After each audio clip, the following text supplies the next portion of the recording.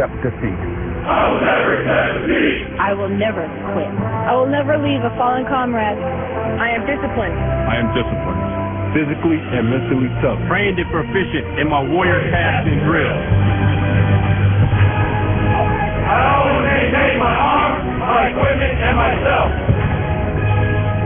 I'm an expert and I'm a professional. I stand ready to deploy, engage, and destroy the enemies of the United States of America in close combat. I am a guardian of freedom and the American way of life. I am an American soldier. I am an American soldier. I am an American soldier. I am Army Strong.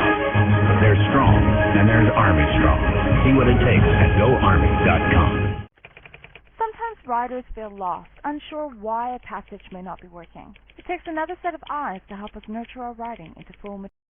Black Wolf Editorial Services, we strive to enable writers to develop and grow, offering manuscript critiques and line edits. We also offer assistance on generating a writer's Black Wolf Editorial Services. Nurture blackwolfeditorial.com.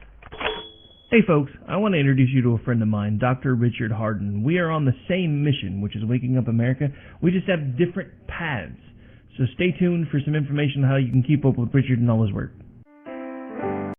Visit Richard's website at raharden.com. That's the World Wide Web at RAHARDIN.com. At his website, you can see a summary of the 6 books he has written, where purchases may be made. He also has a link to 18 videos on YouTube and several blogs about Christian belief. If you prefer, visit Amazon.com/Kindle and type in Richard Harden to see and purchase his books. Every day, the men and women of the United States Marine Corps stand ready to defend the American way of life. The few, the proud, the Marines. The following message contains a special offer for listeners of this station. Are you a man over 40? Are you constantly looking for the nearest bathroom? Do you wake up multiple times a night to use the bathroom? Right now, Perfect Prostate is sending out free bottles of their groundbreaking new formula to listeners of this station. Perfect Prostate Formula was developed by medical doctor Mitchell Fleischer, and its ingredients have been clinically studied to reduce your frequent nighttime bathroom visits and promote healthy urine flow. Right now, preferred customers get their first bottle of Perfect Prostate absolutely free. There's nothing to lose. Perfect Prostate is guaranteed to reduce that constant urge to use the bathroom, especially at night, and promote healthy urine flow. Don't wait. Call now for your free bottle. Just pay shipping and processing. Dial 1-800-675-0251. That's 1-800-675-0251. Supplies are limited. One free bottle per household. Call now. Dial 1-800-675-0251. That's 1-800-675-0251. KLRN Radio has advertising rates available. We have rates to fit almost any budget. Contact us at advertising@klrnradio.com.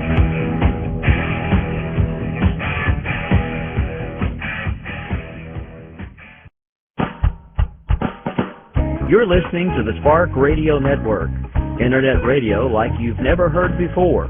Innovation, creativity, and imagination are all said to begin with a spark. So fasten your seatbelt and take the ride of your life and listen for the spark. You are listening to KLRN Radio, where liberty and reason still reign. My name is Jessie. I'm a United States Special Forces widow. It gives me a unique perspective on the world around me. I'll tell you how I see it, and I won't pull any punches. This is my POV.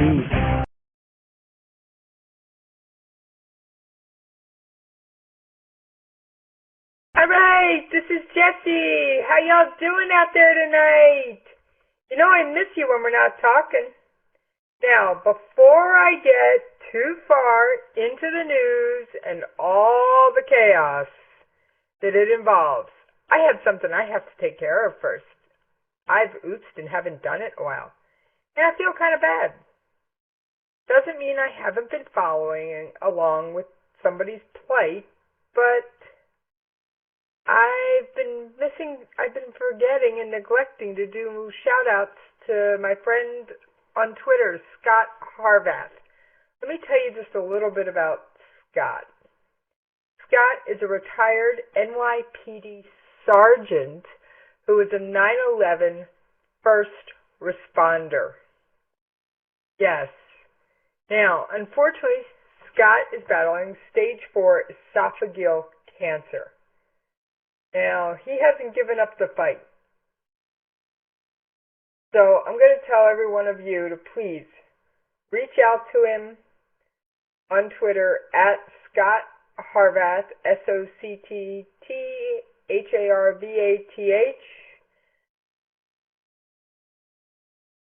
and send him a positive message on Twitter. Let's not blow the guy up. He's actually one of the good guys. Come on. He's one of those guys that put on a uniform every day to serve and protect you. He ran towards the danger when everyone else was running away. What can I say? He's top-notch, folks. And do you think his feed would be depressing and all down in the dumps and mumpy, grumpy, woe is me? No. I actually turn to his feed when I need a pick-me-up, as bad as that sounds. As bad as that sounds, I go to his feed, get a pick-me-up.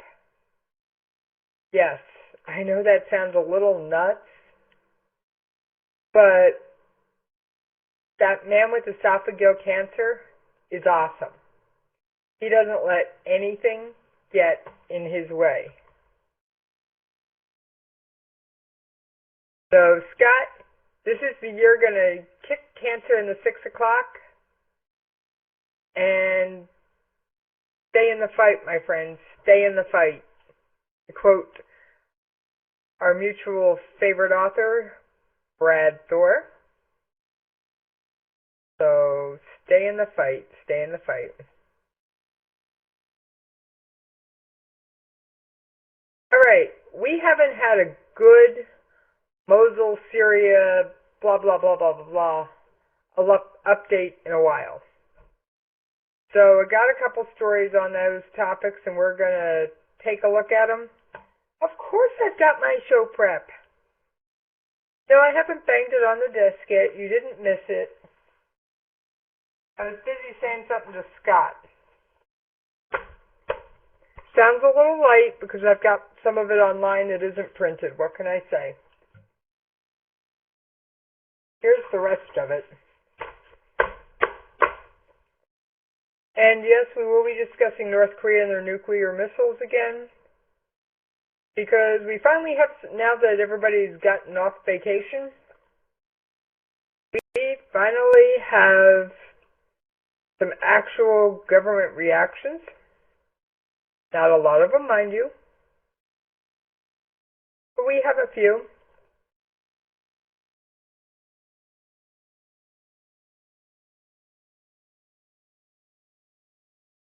Alright, so we're going to start with North Korea tonight, and then we will get, actually, you know what, we're going to start with Mosul. I covered so much North Korea last night. We're going to start with Mosul, Raqqa, Daesh, and all the rest.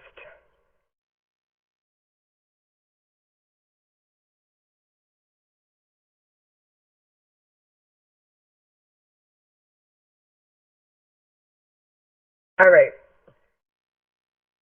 Sorry, folks, I gotta grab a quick drink of water or I'm gonna start coughing.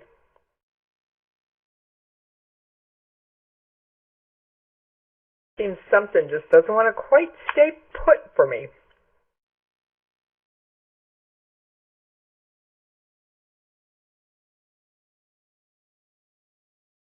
Civilians are still fleeing Mosul as the battle to retake the city rages on.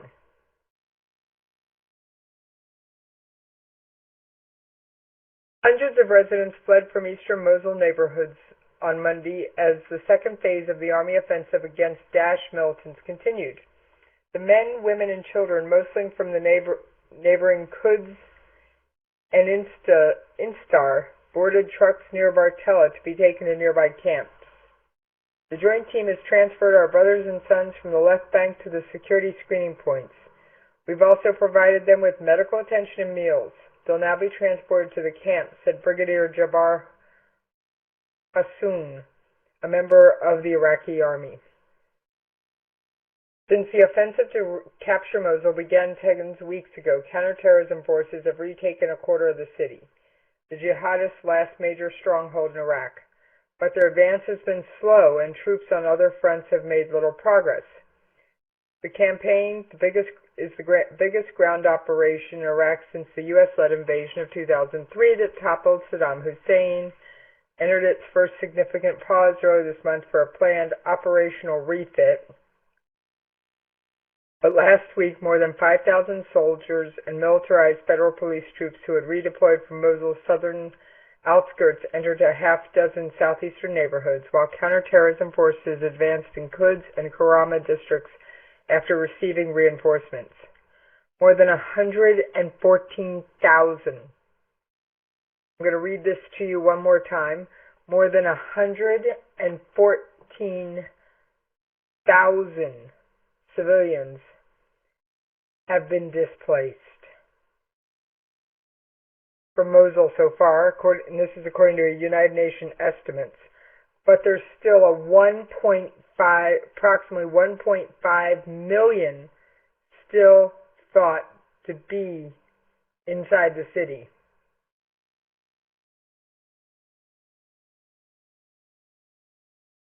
Now, the news out of that area isn't all bad. I actually found a good Mosul story. I'll get to that in just a moment.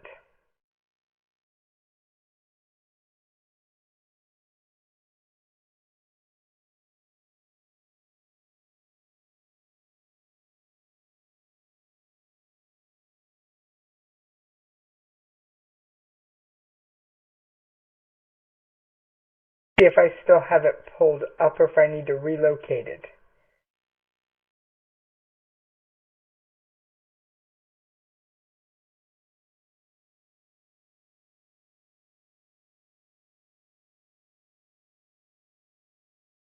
This isn't a good one, but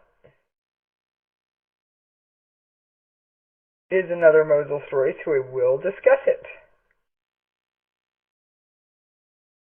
Displaced people who fled Daesh militant violence in Mosul gathered in the town of Bartella, east of Mosul.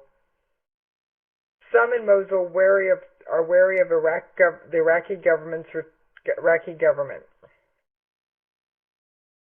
The 19-year-old resident of Mosul pulled up and showed a festering wound on his back. He said it came from Iraqi troops who detained him for 3 days and beat him, trying to get him to confess he was part of Daesh. Now, for those of you that are new to my show, Daesh is another term for ISIS or ISIL. I prefer Daesh because, quite frankly, they don't like it. His story and the similar stories of others only deepen worries among many of Mosul's mainly Sunni residents over what happens when the extremist group is defeated and Baghdad's Shiite-led government resumes control. All right, reminder, folks, Shiites and Sunnis are oil and water. They don't really mix well. They are in dispute over who should succeed Muhammad, who I believe died somewhere around the 6th century, but don't quote me. Almost all of those fleeing the city say they're relieved to see the end of the Sunni extremist group grip, but they also have bad memories of Baghdad's role in the past. Mosul Sunnis long complained that Shiite-dominated security forces treated them with suspicion and targeted them in indiscriminate crackdowns. They say the government intentionally neglects them, focusing on Shiite areas in the south, leaving Iraq's second-largest city undeveloped and economically stagnant.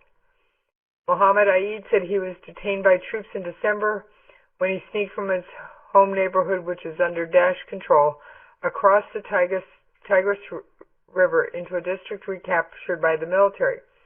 He intended to buy cigarettes to sell back in his neighborhood where Dash banned smoking. They arrested me while I was sleeping at a friend's house on the east side, he said. They suspected me when I showed them my ID that says I live on the other side. Ayad's interrogators beat him, asking him repeatedly when he joined Daesh. After they released him, he went to a camp of displaced people south of Mosul.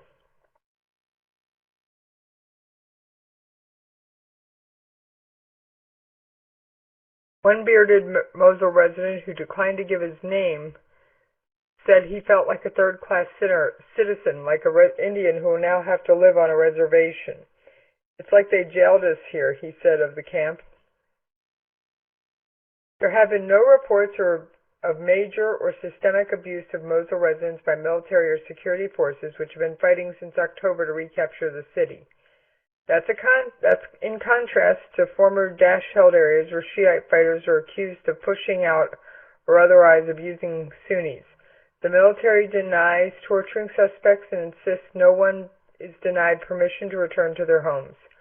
But there is a recognition that Baghdad needs to reach out to Sunnis. I really can't blame them for being apprehensive about the return of government rule, said a top military commander in Mosul who agreed to discuss the subject in return for anonymity. It's their right to feel that way. Before Daesh, there was too much corruption. The security forces did nothing to help people. Shiite Prime Minister Haider al-Abadi has been sending reconciliatory messages to Iraq's minority Sunnis, speaking of a country reunited by the fight against Daesh. Societal reconciliation is the appropriate answer to Daesh. The military in Mosul has reached out to residents with goodwill gestures, including distributing food and water and treating wounded or ailing residents in field hospitals. They have helped those wishing to leave the city. Children flash the V for victory signs to soldiers and yell, "Mansourine," or "May you be victorious," as they drive by in their Humvee. No matter how many times I say thank you, I can never give you your due, one woman told a senior army general Thursday as he toured her frontline Mosul neighborhood. But there is also mutual suspicion and apprehension faced with constant Daesh bombing and shootings in recaptured areas.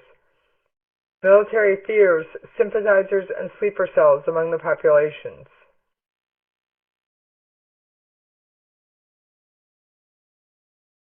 All a Daesh member has to do is take off his clothes and shave his beard, and he becomes a regular citizen, said the military commander. That's why we cannot drop our guard. The armed security measures with the population don't help ease any ill feeling. Every day, hundreds of men, women, and children and elderly fleeing the city wait for hours in biting cold by a main road outside Mosul while security officials run their name through a database for any possible links to Daesh. There are no chairs or benches and nothing to shelter them from rain and wind. A shortage of buses means that most of those cleared are loaded onto army trucks where they stand with nothing to hold on to except each other to be taken to camps. Conditions are tough for those who remain in recaptured Mosul neighborhoods as well. Piles of trash are everywhere and green sewage water runs on the side of many streets. Water and power are still out. Some residents close off their streets with makeshift barriers against suicide car bombs, and many motorists still fly a white flag, signs of the fragile security. Some 120,000 people have fled Mosul since the offensive began. The resources of the cash-strapped government are limited. It's trying to provide medical care, food, water, and heating fuel to those staying put in the city and those who fled. But distribution has been chaotic, leaving some without, and it excludes residents of areas close to the front line. Mosul Hospital clerk Wad and Amin said he's glad extremists are gone, while he's worried the government said no matter what, they're still better. But it's so bad here, it's beyond description. 53-year-old father of 6 works in a government clinic and hasn't been paid for nearly 2 years. Government needs to have a security outpost in every neighborhood. If not, the situation will be very dire. They cannot leave us to kill each other as they did before Daesh took the city. Mosul had long had a reputation as a bastion of Islamic militancy before Daesh captured it in 2014.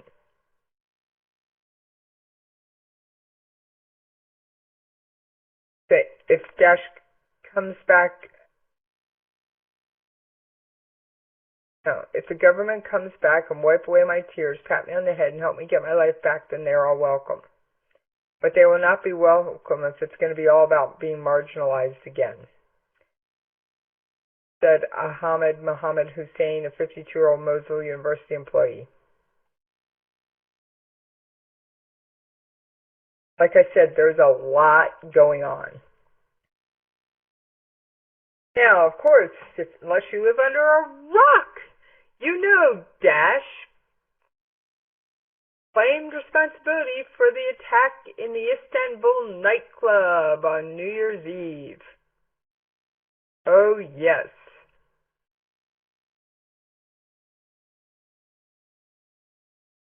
And last I heard, there was still a manhunt going on.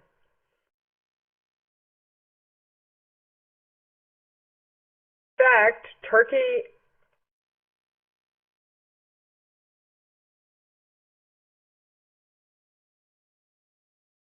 and Daesh,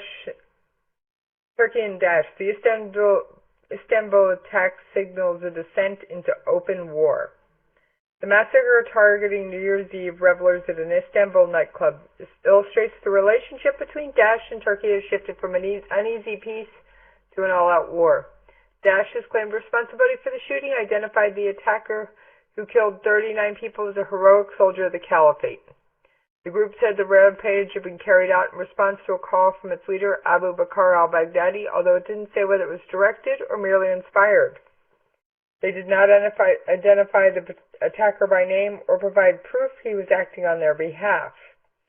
But make no doubt, folks, that was an act of terror, and it's straight out of Daesh's playbook.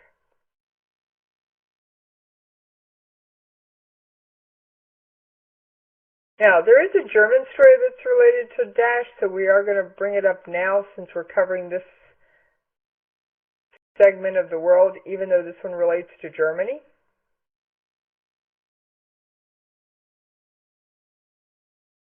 German prosecutors say convicted Daesh member hid killings. A German man who'd been lauded by a judge for a wholehearted confession about his time as a member of Daesh faced new charges of concealing his true involvement with Daesh, with prosecutors announcing Tuesday they suspected him of participating in the killing of captives. Harry Sarfo was convicted last year by a Hamburg court of membership in the terrorist organization and breaching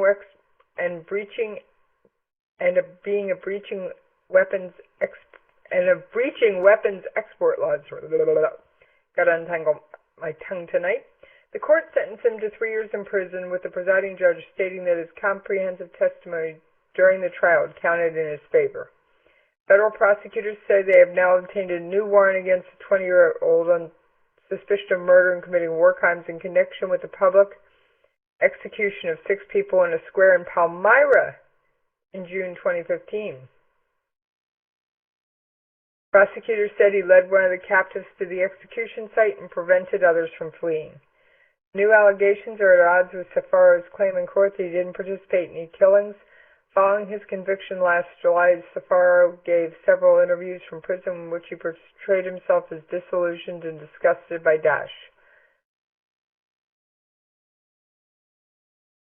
Born to Ghanaian parents in northern German city of Bremen, Safaro converted to Islam after moving to London. He became radicalized while in a German prison for taking part in a robbery and claims to have traveled to Syria in April 2015 to join Daesh. He fled the group several weeks later and was arrested in July 2015 upon his return to Germany. So yes, justice moves slowly in other parts of the world as well.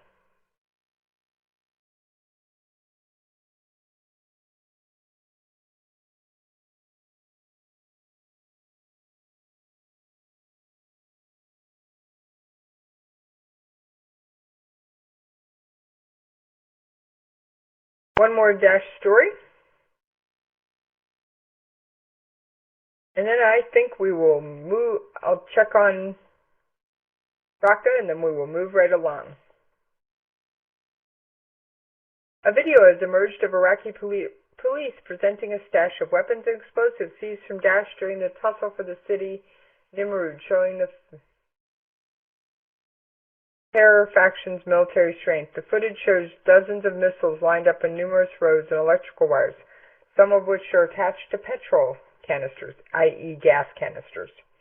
Also shown in the purported Daesh arms warehouse are box devices that would be used for detonating explosives. The police officers who presented the video opened large tubs to reveal white powder presumably used in bomb making. The amount of intact weaponry shows Daesh fled the area with great haste after Iraqi forces advanced on the city. The Sunni terror faction exercised control of Nimrud, which lies 30 kilometers south of Mosul. Daesh members believe that all non-Muslim culture is heretical and should be destroyed. Nimrud was founded in the 13th century BCE on a dirt plateau on the edge of the Tigris River about 18 miles southeast of Mosul, and the site's palaces and temples were spread over 900 acres. From 899 to 709 BC, Nimrud was the capital of the Assyrians and one of the ancient world's earliest empires. Daesh tyrants still exercise control in parts of Mosul. We've covered that. All right. I will say that video, which you couldn't see because this is radio, showed quite the impressive, or should I say imposing, cache of weapons. All right. Here's my happy Mosul story. Humble Iraqi dish offers taste of home for Mosul's displaced. Long before it became famous as a battlefield in the fight against Daesh, the Iraqi city of Mosul was known for its ancient cuisine enriched by Syrian, Turkish, and Persian recipes. Mosul chefs make savory meat pies known as kabou and spicy flatbread smeared with ground beef, which can be found in Middle Eastern restaurants the world over.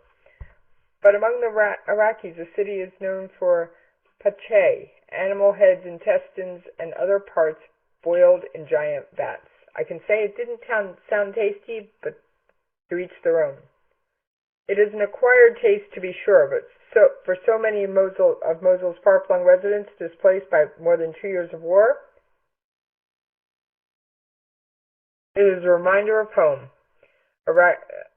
At the famous Mosul Pache restaurant in central Baghdad, Muhammad Ahmed, the Mosul-born owner and head chef, supervises the splicing of hooves and the transfer of boiled intestines stuffed with rice from giant tankards of broth to a fryer for crisping. Young waiters shuttle back and forth with platters of pache, which is boiled in fatty broth seasoned with lemons and onions and served over a pile of pita bread.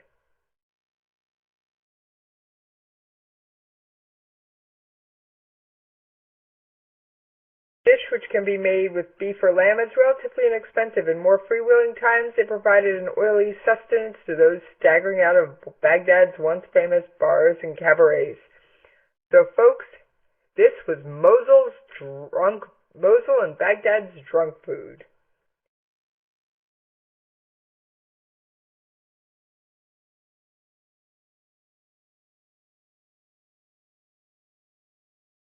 Like Chef Ahmed, Khalid fled the city when Daesh took over and now lives in the Iraqi capital.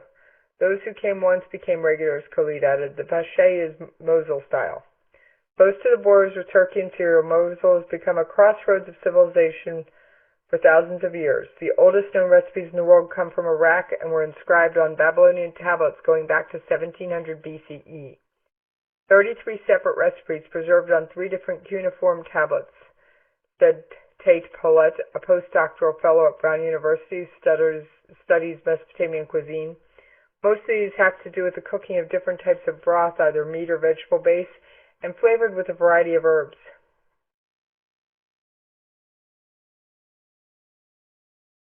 My, oh my, where has the time gone? Alright, we're going to do a quick check on Raqqa.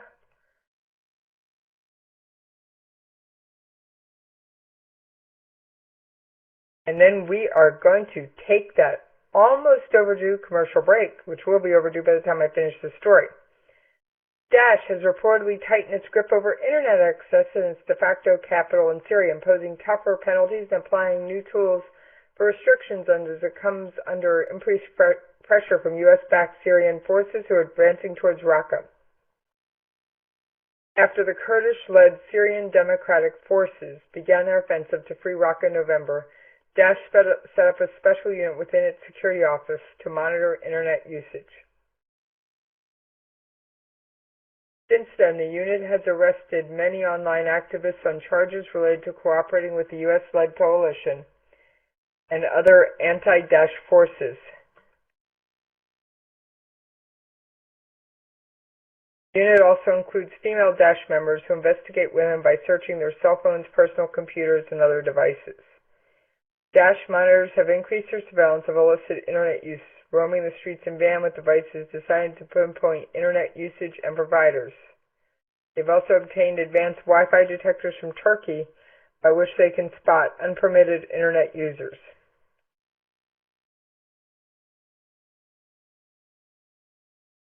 Forthman, who has contacts in Raqqa, said that he knew a young man who was executed by Daesh in recent weeks for using an application to communicate with his relatives in a Kurdish-controlled area. Internet service in Raqqa is strictly controlled by Daesh. Residents are told they can only access the web at public cafes that are under strict watch of Daesh, which monitors what sites are accessed and limits the ability to communicate with the outside world. Owners of these cafes can't operate without obtaining licenses from Daesh. And owners of internet cafes regularly must report to Daesh suspicious customers who could come and be in contact with anti-Daesh groups.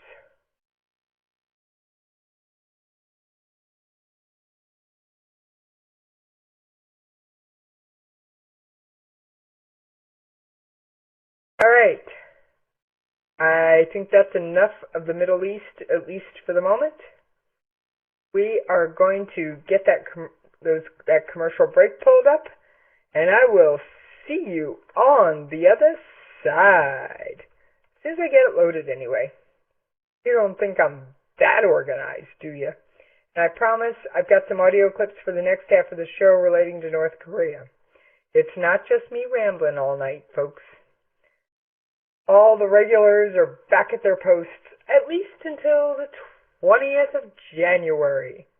And then who knows who we'll have at these posts other than what you've heard in the transition team announcements. All right, let's pay them bills. I will see you on the other side.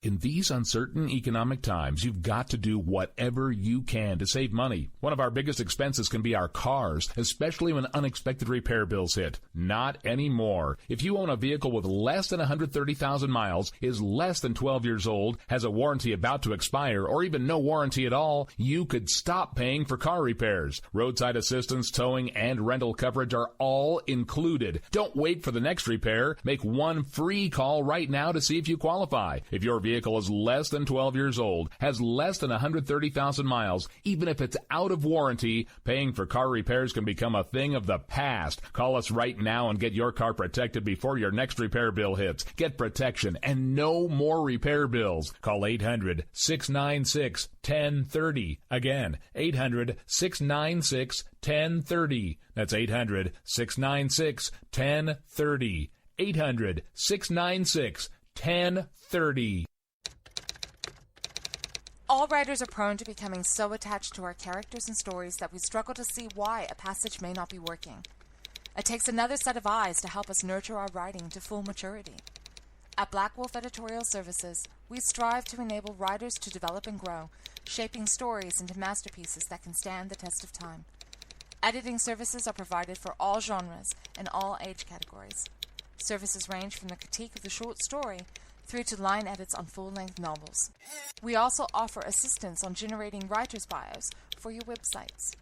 We won't abandon you to the masses. We want to celebrate with you in your successes. Black Wolf Editorial Services, nurturing your writing into maturity. For a full list of services and prices, visit us at blackwolfeditorial.com. I've owned my company for 14 years now, and I can tell you that payroll is a 4-letter word. I hate doing it. It eats up hours I don't have, and it costs me money I could be saving. But my accountant's too expensive, and I'm not sure who to call, but I know I need help. We're Paychex, and we take all the hassles out of small business payroll. We save you time and money. It's easy. Call, fax, or give us your payroll information securely online, and we take care of the rest. We calculate the correct taxes, manage payments and direct deposits. We even send out your checks. Payroll doesn't need to be a 4-letter word anymore. We're so sure that we can save you time and money that we'll give you a month's payroll free. Just for calling 877-757-2782. Get 1 month's payroll for free. Call Paychex right now. 877-757-2782. That's 877-757-2782. KLRN Radio has advertising rates available. We have rates to fit almost any budget. Contact us at advertising@klrnradio.com.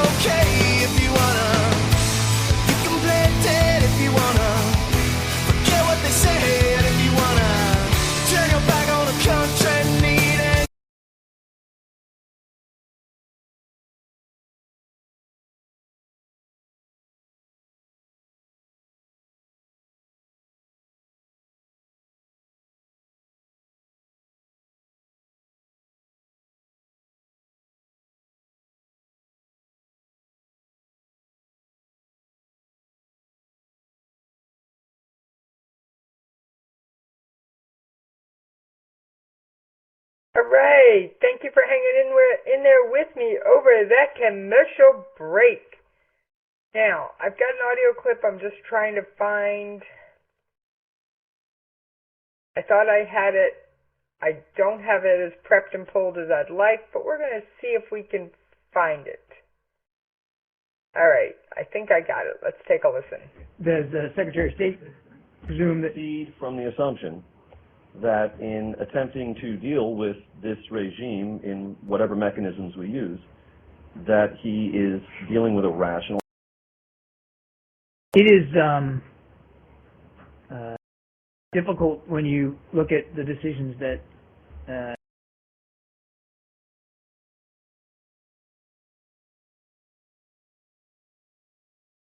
face of international will against him. It's difficult to understand, as I said today, rationale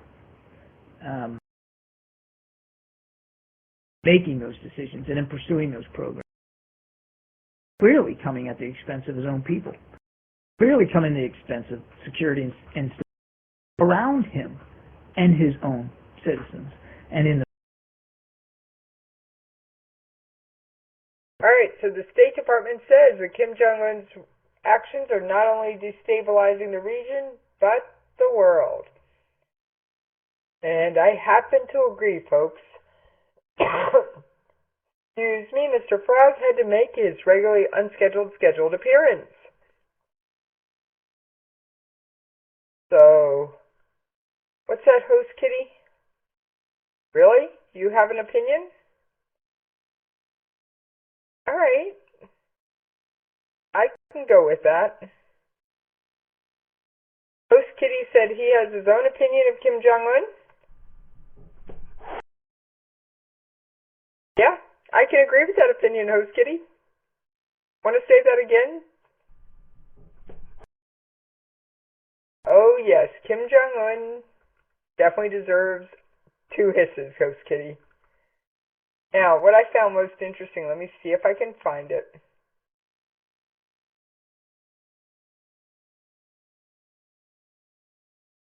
It tells me that, and I think it tells the world. Here it is. Based squarely on what we see in his actions. It's hard to get inside his head, but it's pretty easy to see from his actions. I mean, this is a man, mind you, that executes his own officials using anti-aircraft gunnery. It tells me that, and I think it tells the world, that he is utterly brutal, and continues to rule with an iron fist, and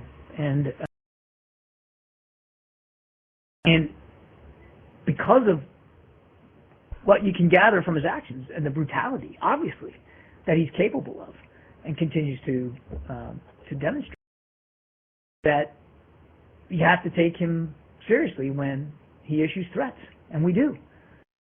All right, so that was in response to North Korea saying they are going to test launch an ICBM. Now, my opinion here, when are they going to do this? There's two possible dates, and both are in the near future. January 8th is Kim Jong-un's birthday. Oh yes, that would be a prestigious date to test launch an ICBM. Most decidedly.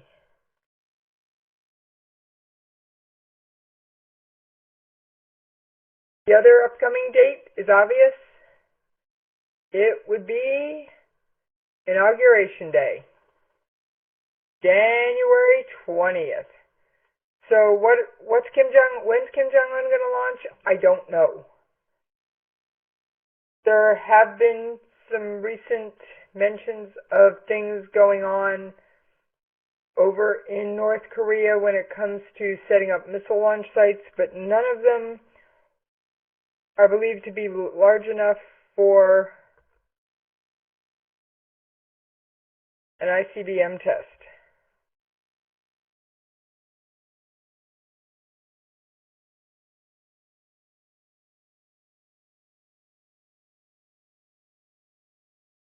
Okay, moving right along.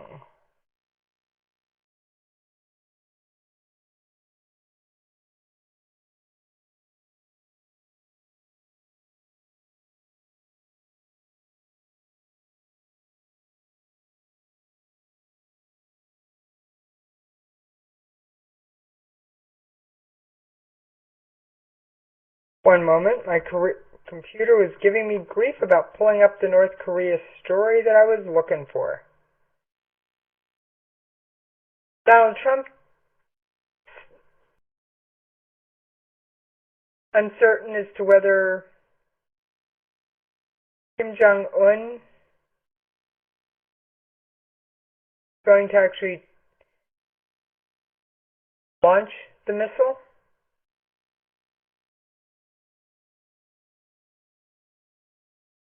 But there are some things that the upcoming president-elect could do. President-elect Donald Trump has made a bold bet saying that the secretive country won't test an ICBM missile that could reach the United States. He went on to repeat his claim that China isn't doing enough to help the U.S. rein in North Korea and its autocratic leader. China has been taking out massive amounts of money and wealth from the U.S. in a totally one-sided trade, but won't help with North Korea. Nice, Trump wrote on Twitter.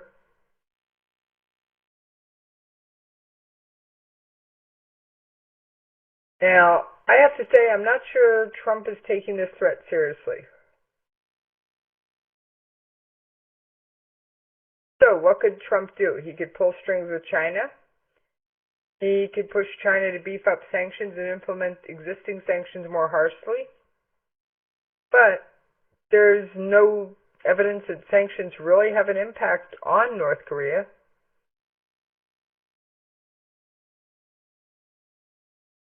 Current known crop of missiles. KN-11 reportedly only travels about 9 meters. The Radang is about 16 meters. The Musudang is 19 meters. The Tapadang is, this is height. The K11 travels about 4,000 kilometers. The Rangdang travels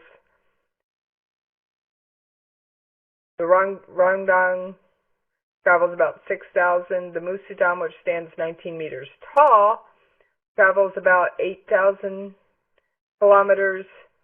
The Tapadang 1, which stands about 24 meters tall, travels about 10,000 kilometers.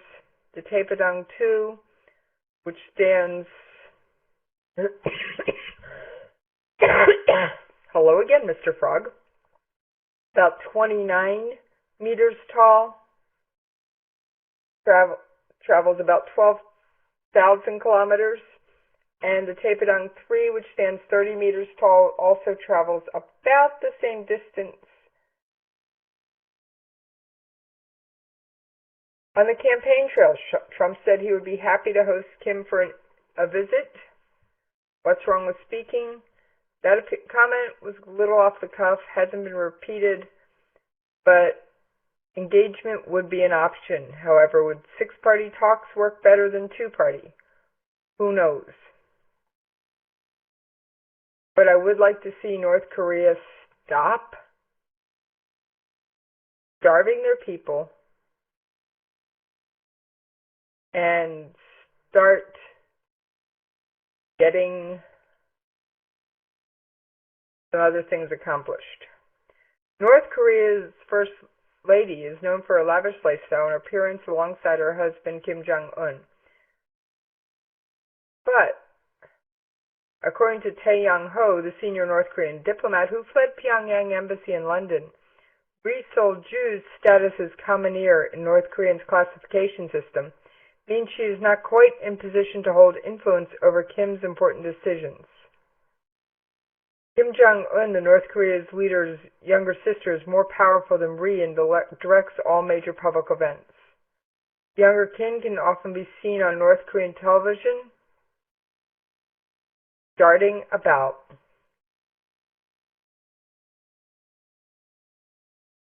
Sorry, I just lost my place.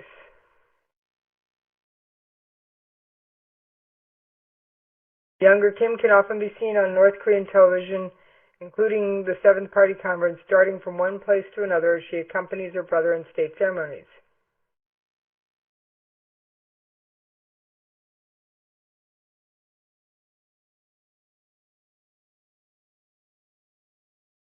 Ri is a commoner who cannot criticize her husband. It wasn't clear whether the North Korean First Lady has captured Kim's heart. Faye, who has been busy with press conferences and interviews in December, has been supplying South Korean reporters with new revelations about the North Korean regime. Faye said he hopes to return to Pyongyang once unification is achieved. He said his dream is to build a highway that will link Seoul to the Chinese border of Dangdong, according to South Korea News Network Channel A. The number of North Koreans who defected to the south increased in 2016.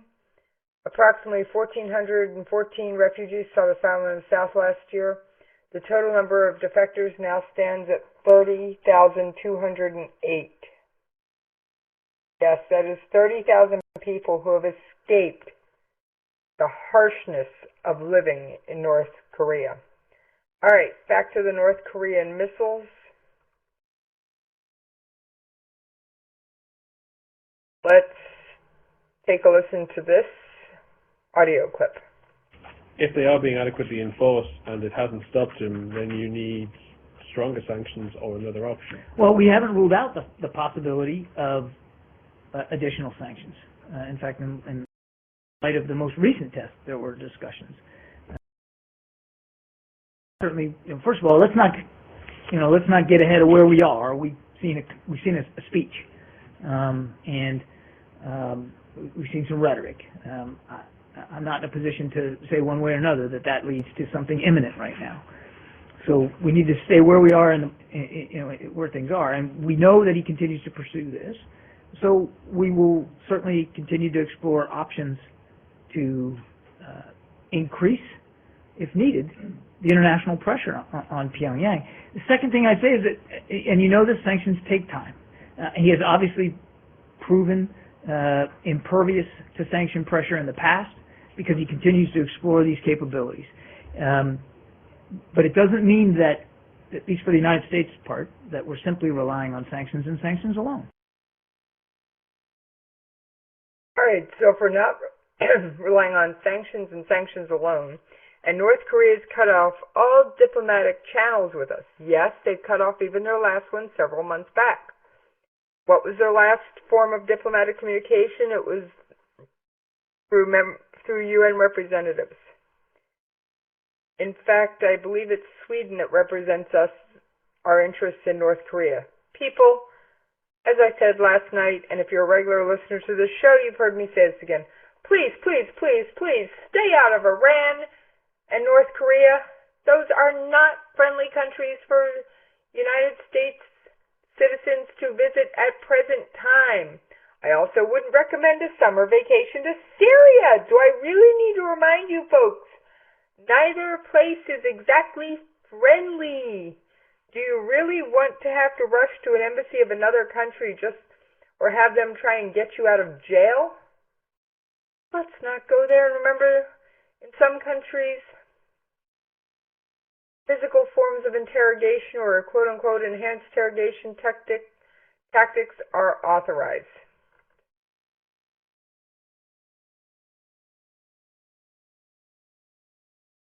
Now, the Department of Defense said that we remain confident in our ballistic missile defense system in defense of our allies and in our defense of our homeland. North Korea leader Kim Jong-un's New Year's speech said the country is in the final stages of test launching the intercontinental ballistic missile. 2016, North Korea, by the numbers, 2 nuclear tests and more missile launches than I care to recount.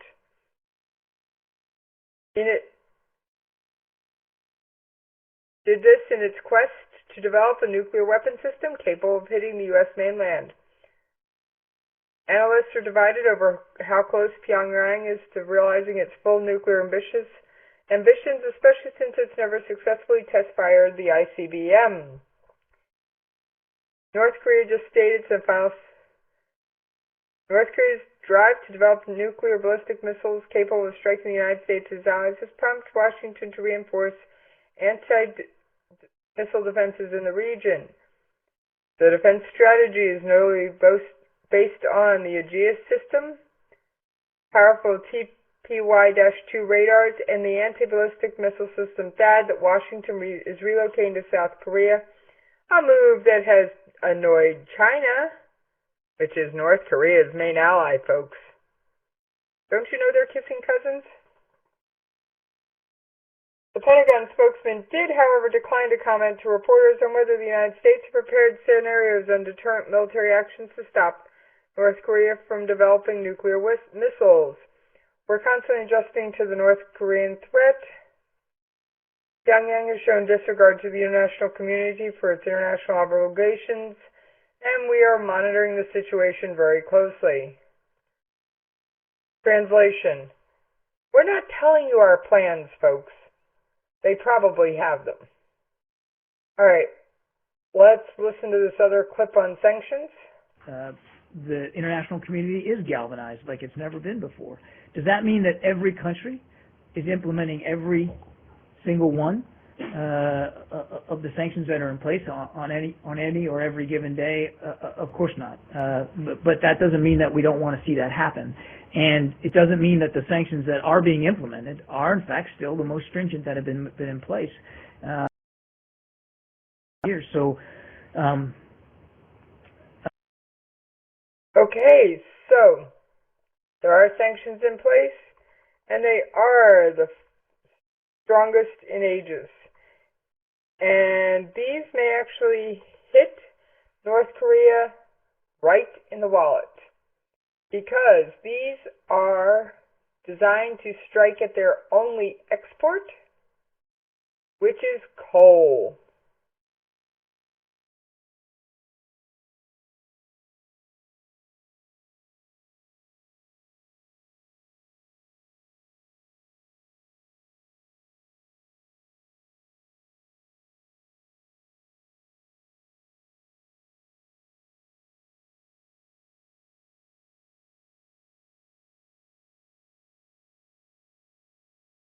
All right.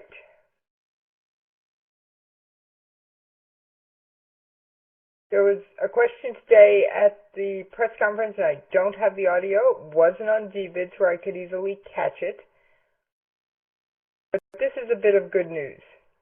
The Secretary, in his October 26th announcement, directed the suspension of all efforts to collect erroneous bonuses from California National Guard soldiers.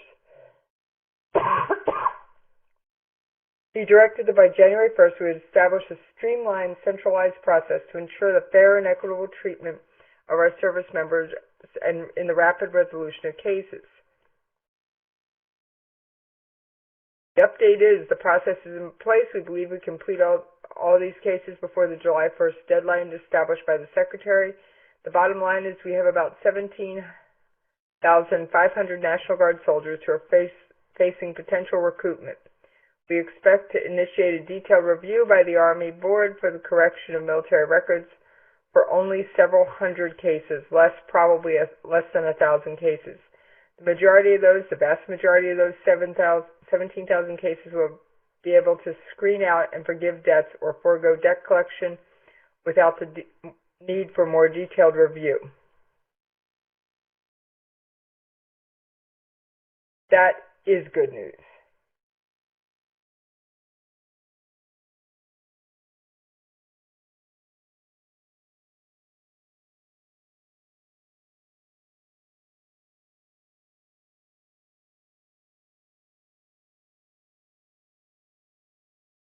That is good news, especially if you're a member of the California National Guard and you received a bonus. Means you may very well be off the hook.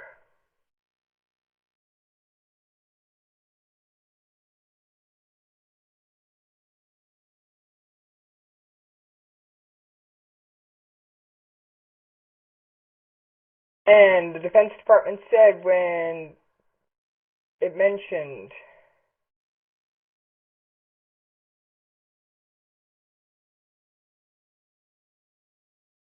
President-elect's view that China is not doing enough on the North Korean issue, Cook stated, "I'm not going to comment on the President-elect's views on this. I can speak to what I have said previously.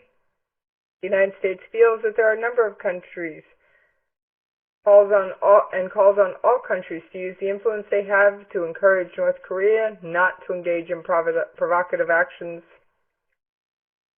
and to use whatever influence they have to get them to try to join the international community and not threaten our neighbors in the region and beyond."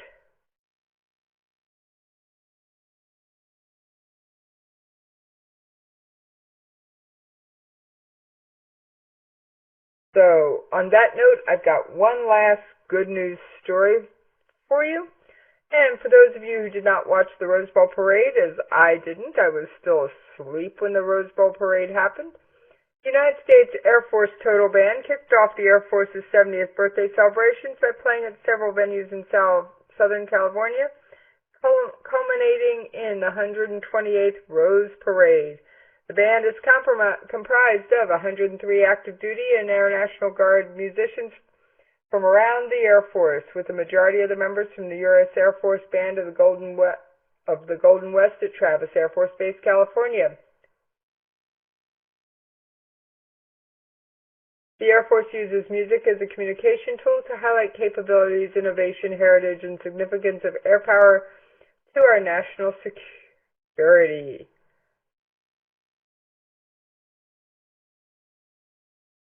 So, as part of the week-long celebration, the band had several events scheduled to include Bandfest at Robinson Pasadena Stadium, instrument clinics for students at Arcadia High School, and a retreat ceremony at Disneyland. These events are designed to increase public awareness and provide an understanding of the bravery and sacrifice and the dedication of airmen serving around the world. All right, folks. On that note, yeah, you regulars know what's listening. As a reminder, you can follow me on Twitter at Jessie's POV. And on that note, I'm out of here!